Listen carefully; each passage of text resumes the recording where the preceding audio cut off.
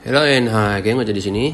Okay geng, di dalam video ini saya nak ajar macam mana nak tukar IB guna akaun XM sedia ada. So pertama sekali anda login ke akaun XM anda, okay, melalui apps. So lepas tu anda klik pergi ke new account, klik plus ni, klik real account, okay. Lepas tu pilih Meta MT5, klik continue. Dan pilih akaun standard micro, pilih akaun yang anda nak lah. Okay, lepas tu klik continue. Okay, di bahagian customize your trading account kan, di bahagian partner code ni di sini kan, anda masukkan